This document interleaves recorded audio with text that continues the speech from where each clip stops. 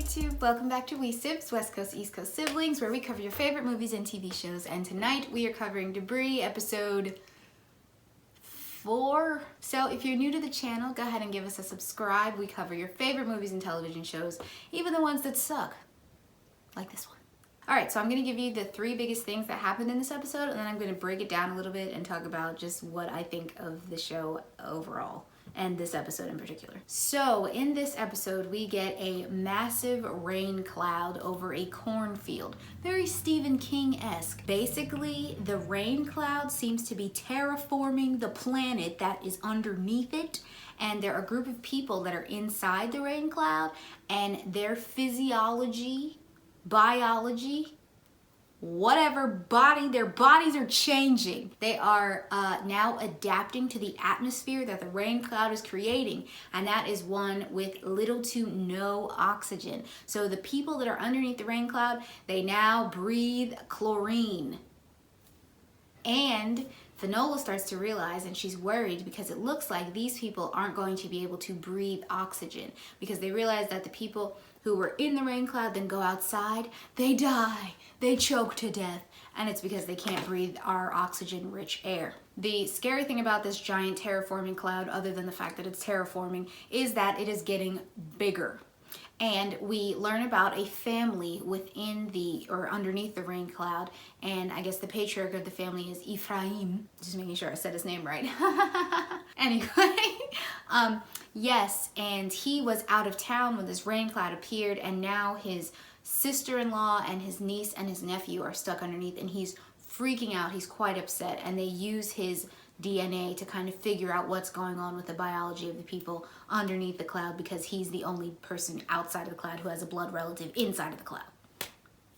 The big issue with the cloud expanding, obviously, is that it's terraforming everything underneath it, and if it expands to the whole of the world, that would be a problem.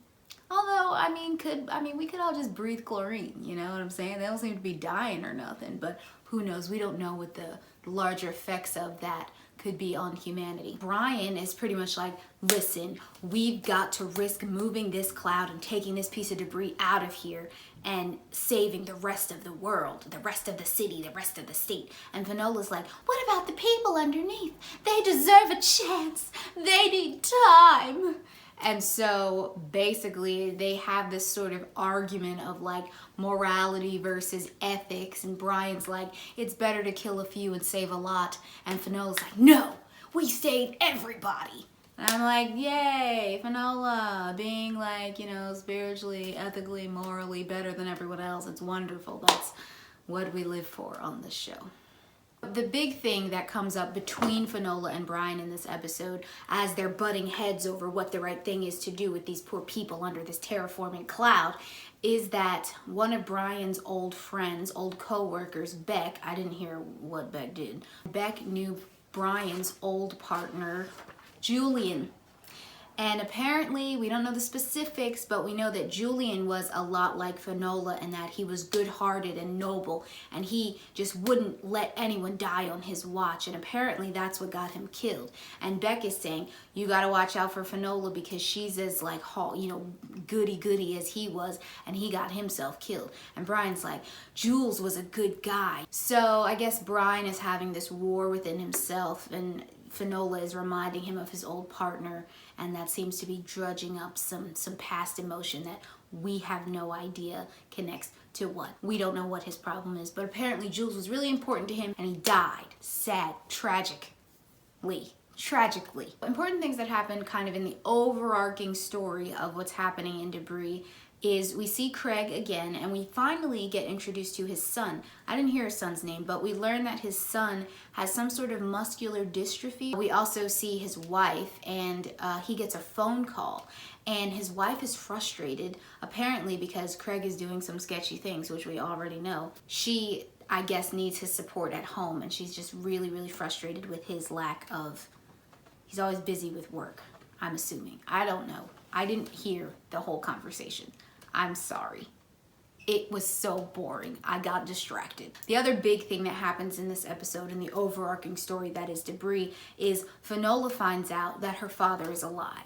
Now, she finds this out from her English handler, who also tells her that the US has known for a long time and Brian has known and has not told her. Now, of course, this rocks Finola's world because she and Brian are just so close. Her deep, strong, intense relationship with Brian has now been put on the rocks because he has lied to her for the whole 2 weeks that he's known her. And she's pissed. So at the end of the episode, we see thick tension between the two of them. And that is what prompts Finola to let Ephraim know that his family is about to be put in Suspensia.